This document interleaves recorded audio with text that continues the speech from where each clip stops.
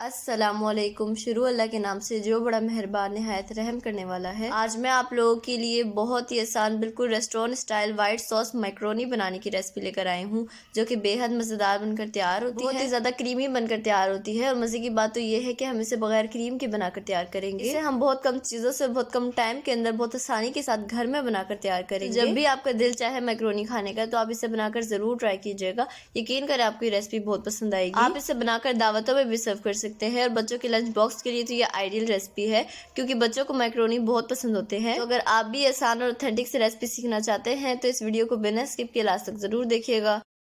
तो चलिए बगैर टाइम ज़ाया की वीडियो को स्टार्ट करते हैं। तो यहाँ मैंने बीफ का कीमा लिया है और मैं मशीन वाला कीमा यूज़ कर रही हूँ। ये मैंने 200 ग्राम लिया है।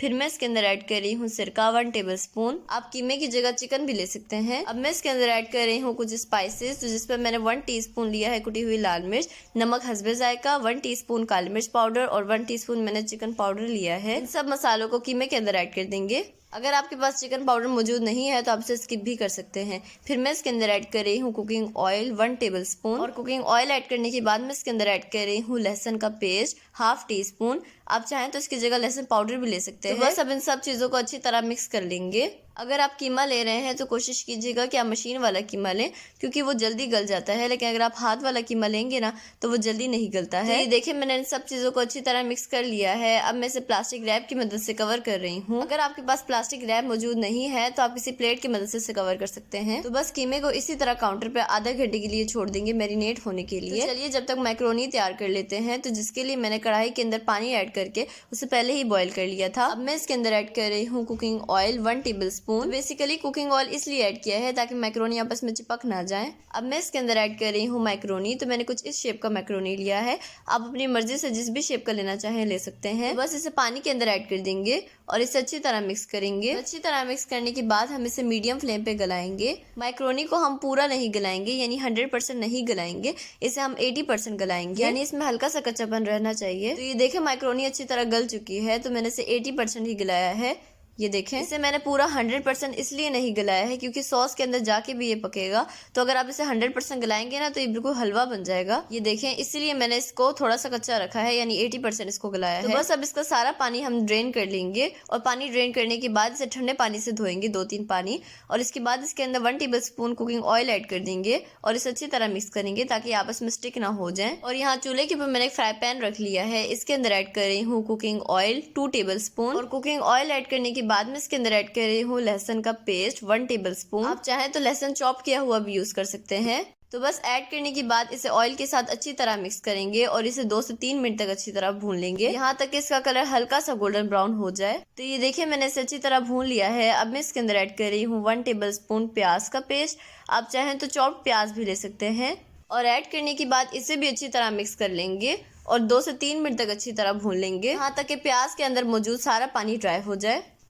तो ये देखिए मैंने इसे अच्छी तरह भून लिया है और इसका सारा पानी ड्राई हो चुका है। अब इसके अंदर मैरिनेट किया हुआ कीमा ऐड कर देंगे। तो इसे रखे हुए आधा घंटा हो चुका है, आधे घंटे के बाद ही ऐड करेंगे। अगर आपने कीमे की जगह चिकन लिया है ना तो आप चिकन के छोटे छोटे पीसेस कीजिएगा, उसका कीमा मत बनाइएगा। तो बस ऐड करने के बाद इसे अच्छी तरह मिक्स कर लेंगे और इसे इतना पकाएंगे कि कीमे के अंदर मौजूद सारा पानी ड्राई हो जाए। तो ये देखिए कीमे का सारा पानी ड्राई हो चुका है और ये अच्छी तरह भून चुका है। तो मैंने यहाँ मशीन वाला कीमा यूज किया है, ये बारीक होता है इसीलिए मैंने इसे नहीं गलाया है। बस इस टाइम पे इसके अंदर ऐड कर देंगे हरी मिर्चें। 4 अदद हरी मिर्चों को मैंने बीच से आधा करके ऐड किया है और ऐड करने के बाद इसे अच्छी तरह मिक्स कर लेंगे। फिर मैं इसके अंदर ऐड कर रही हूँ प्याज। प्याज को मैंने इस तरह स्क्वायर शेप में कट कर लिया है।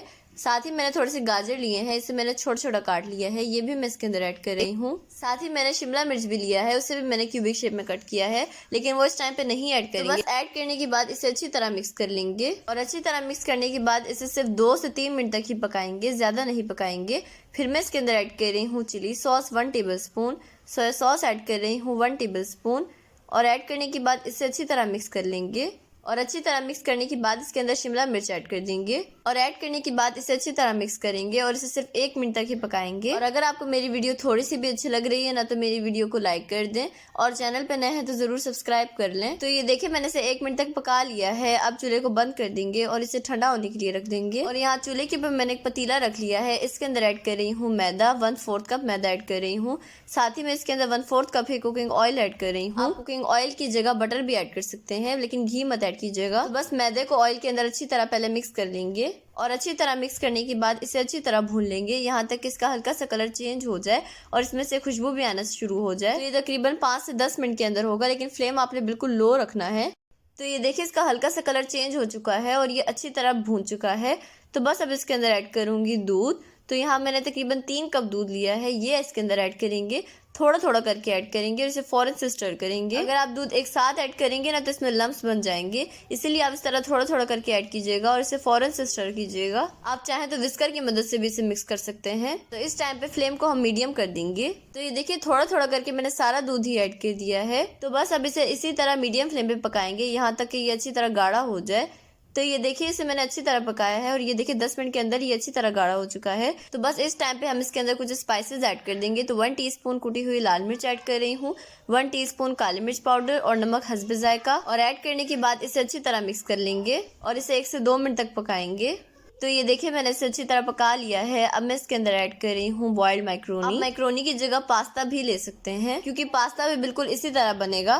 तो बस ऐड करने के बाद इसे अच्छी तरह मिक्स कर लेंगे और अच्छी तरह मिक्स करने के बाद मैं इसके अंदर ऐड कर रही हूँ 1/2 टीस्पून थाइम लीव्स। ये ऑप्शनल है, अगर आपके पास मौजूद है तो आप ऐड कर सकते हैं। और 1/2 टीस्पून मैंने इसके अंदर ऑरिगेनो ऐड किया है, ये भी ऑप्शनल है। तो बस ऐड करने के बाद इसे अच्छी तरह मिक्स करेंगे और अच्छी तरह मिक्स करने के बाद मैं इसके अंदर ऐड कर रही हूँ मोज़रेला चीज़। तो ये मैं होममेड यूज़ कर रही हूँ। अगर आपको इसकी रेसिपी चाहिए तो इसका लिंक आपको आई बटन में मिल जाएगा। तो बस चीज़ ऐड करने के बाद मैंने इसे अच्छी तरह मिक्स कर लिया है। अब मैं इसके अंदर ऐड कर रही हूँ मसाला। जो कीमे का मसाला बनाया था ना वो इसके अंदर थोड़ा सा ऐड करेंगे, सिर्फ टेस्ट के लिए ऐड किया है, ज़्यादा नहीं ऐड किया है। तो बस ऐड करने के बाद इसे अच्छी तरह मिक्स कर लेंगे। अगर आप चाहें तो इसके अंदर इस टाइम पे क्रीम भी ऐड कर सकते हैं। तो ये देखिए ये बनकर तैयार है। तो चलिए अब इसे डिश आउट कर लेते हैं। बिस्मिल्लाहिर्रहमानिर्रहीम। ये देखिए माशाल्लाह, ये देखने में तो बहुत ही ज्यादा मजेदार लग रहा है और इसकी खुशबू यकीन करें पूरे घर में फैल चुकी है। मैक्रोनी को ट्रे के अंदर ऐड करने के बाद जो हमने कीमे का मसाला बनाया था ना उसे इस तरह साइड पे ऐड करेंगे, जैसे रेस्टोरेंट में मिलता है ना, बिल्कुल उसी तरह से बनाएंगे। तो ये है इसकी फाइनल लुक। और देखिए ये देखने में कितना ज़्यादा मज़ेदार लग रहा है और यकीनन ये जितना देखने में मज़ेदार होगा ना उससे कई गुना ज़्यादा ये खाने में मज़ेदार होगा। तो चलिए मैं आपको टेस्ट करके बताती हूँ ये कैसा बना है। बिस्मिल्लाहिर्रहमानिर्रहीम। यकीन करें ये बहुत ही ज़्यादा मज़ेदार बनकर तैयार हुआ है, बिल्कुल रेस्टोरेंट जैसा बनकर तैयार हुआ है। आप इस रेसिपी को ज़रूर ट्राई कीजिएगा और मुझे फीडबैक भी लाजमी दीजिएगा। तो आई होप आपको ये रेसिपी बहुत पसंद आई होगी। अगर आपको मेरी रेसिपी पसंद आए तो प्लीज़ मेरे चैनल को सब्सक्राइब कर दें, बेल आइकन को प्रेस करना ना भूलें। वीडियो अच्छी लगी तो लाइक और शेयर करना ना भूलें। तो नेक्स्ट वीडियो तक अल्लाह हाफिज़।